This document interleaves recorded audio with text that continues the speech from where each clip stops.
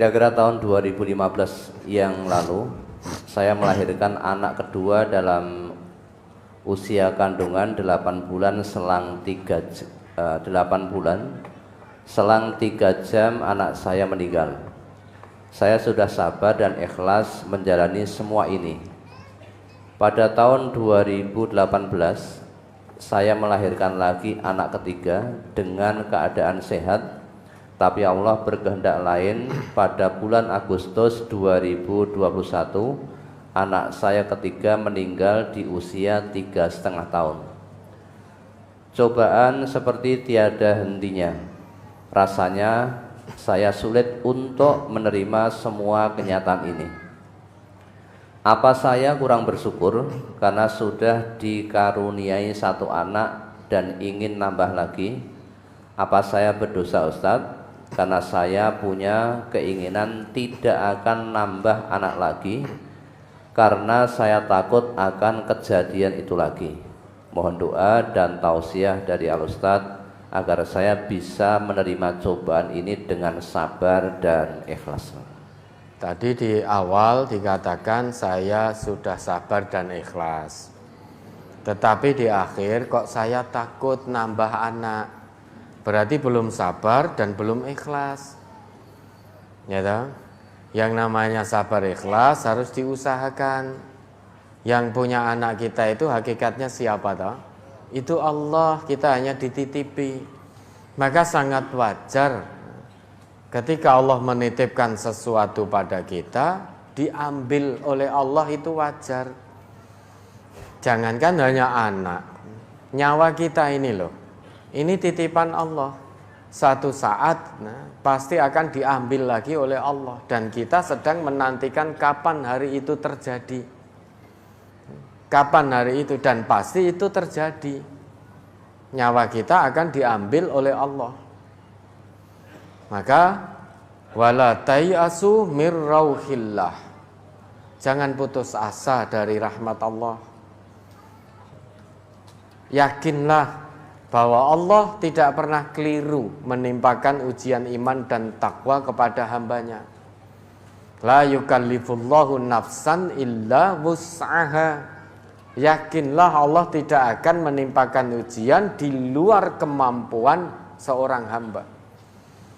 Maka tidak mungkin keliru.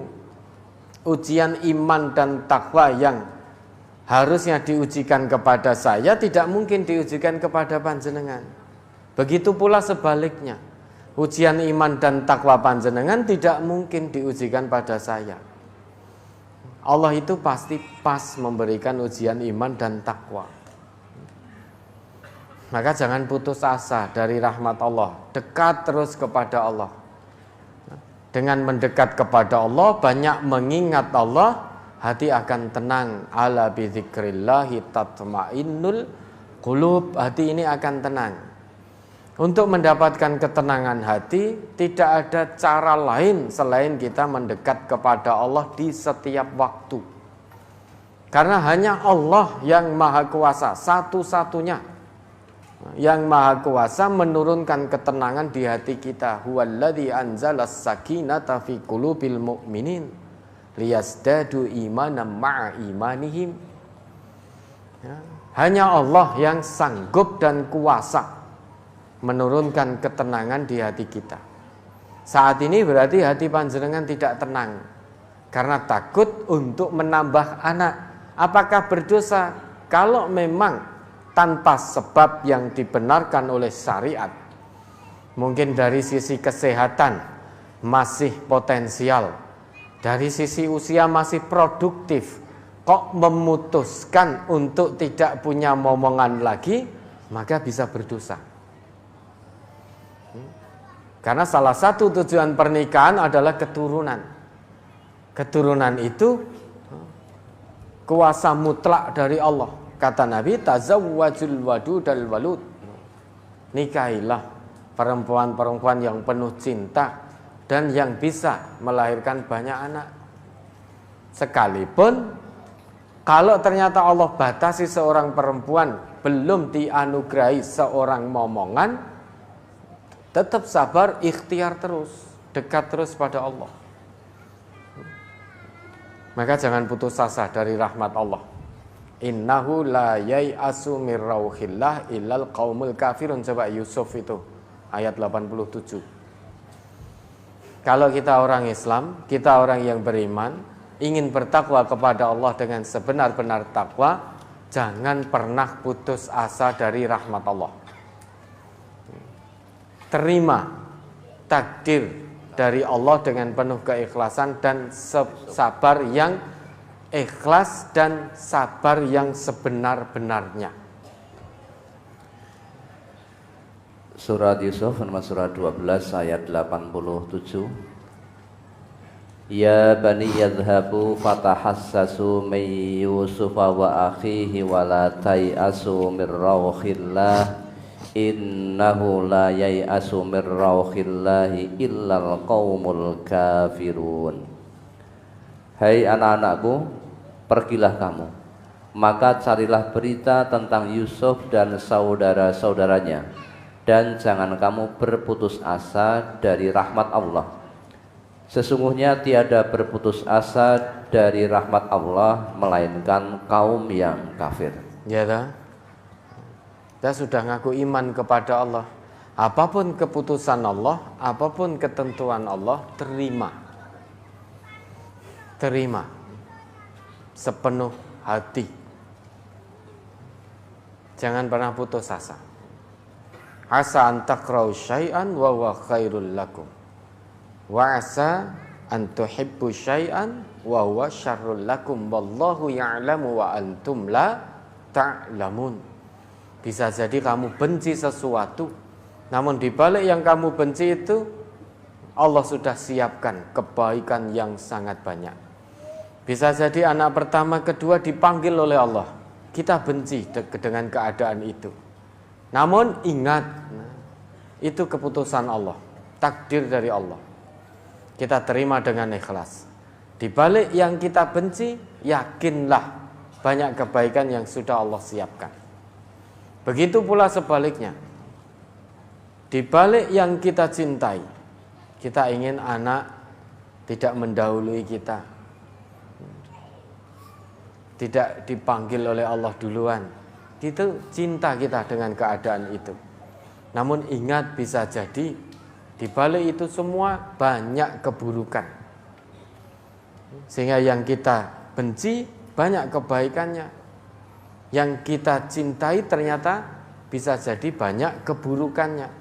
Nah, satu-satunya cara, terima dengan baik, jangan pernah putus asa dari rahmat Allah. Mohon kepada Allah diberi kekuatan, keikhlasan, kesabaran, ketenangan batin. Itu tidak bisa diperoleh kalau kita jauh dari Allah. Dan ingat, kalau kita putus asa dari rahmat Allah, itu bukan sifat orang yang beriman. Itu sifat orang-orang yang kufur, orang-orang yang kafir. Tidak mau mengimani ayat-ayat Allah, tidak mau mengikuti ketentuan-ketentuan agama Allah.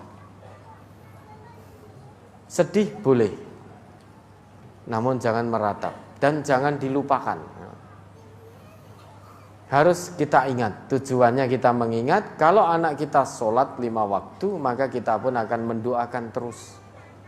Kalau sampai kita lupa, bahkan melupakan, bisa jadi tidak pernah mendoakan lagi. Padahal anak kita sholat 5 waktu. Ya, itu kuncinya, itu teori kebenaran dari Quran. Tinggal kita mengamalkan. Yang namanya teori kebenaran Quran Sunnah, jangan hanya berhenti di otak kita. Usaha turunkan sampai ke dalam hati. Karena kalau hanya berhenti di otak, belum menjadi satu komitmen. Kalau sudah turun ke hati, itu menjadi komitmen. Kalau sudah turun ke hati, menjadi satu komitmen, maka kita akan mengamalkan itu dengan penuh kekhusyukan, tenang. Ya, mudah-mudahan Allah beri ganti yang lebih baik. Ada lagi? Pembagian waris dengan dasar falsafah Jawa. Wong lanang mikul, wong wedok ngindit. Apakah sudah sesuai dengan syariat Islam? Sudah. Nah, Nisa ayat 11 itu perempuan dapat 1 bagian, laki-laki dapat 2 bagian. Itu sudah betul. Nah, falsafah Jawa itu. Ya, ada lagi. Oke, kita berikan kesempatan untuk yang mengikuti offline di majelis ini untuk tanya langsung.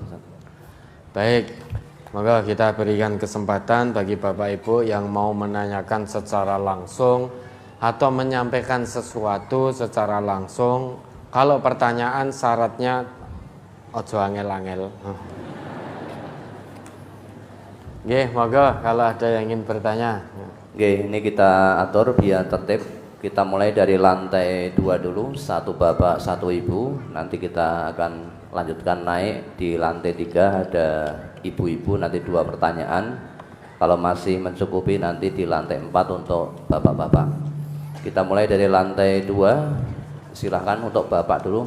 Ada enggak yang mau tanya langsung, silahkan diambil mic-nya, disebutkan nama dan alamat yang jelas. Atau dari ibu, atau lantai 2, lantai 3, kalau untuk menyingkat waktu, silakan. Oke, dari bapak lantai 2, silakan bapak bisa berdiri.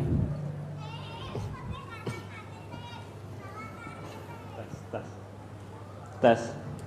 Assalamualaikum warahmatullahi wabarakatuh. Waalaikumsalam warahmatullahi Nama wabarakatuh. saya Sarjono dari cabang Kalijambi 3. Nggih. Yang saya ingin tanyakan, mertua saya yang bapak mertua menikah lagi, maka dari itu bolehkah atau mahramkah saya dengan ibu mertua sambung itu, mertua tiri yang ibu? Demikian, hanya satu saja mungkin. Terima kasih jawabannya sebelumnya. Assalamualaikum warahmatullahi wabarakatuh. Waalaikumsalam warahmatullahi wabarakatuh. Nah, saudara punya bapak mertua, kemudian nikah lagi bapak mertuanya. Apakah istri dari bapak mertua ini mahram dengan saudara? Tidak mahram. Nah, yang mahram ya ibu mertua tadi yang melahirkan istri panjenengan, itu yang mahram. Sedangkan ibu mertua sambung tadi, yaitu tidak mahram, itu kan istri dari bapak mertua panjenengan. Nah, dengan jenengan itu tidak mahram. Nah, bagaimana solusinya? Nah, bapak mertua nikah lagi, jenengan nikah lagi. Ndak, ini ndak nyuruh, mboten nyuruh ya. Tidak. Ya, ada lagi. Silakan dari ibu di lantai 2 dulu, kalau masih ada, diberikan kesempatan. Belum ada. Lantai 3, silakan mic-nya dihidupkan untuk sound system yang bertugas. Atau naik ke lantai 4 untuk efektivitas waktu. Silakan kalau ada. Lantai 4, Ustaz. Silakan disebutkan nama dan alamatnya bapak.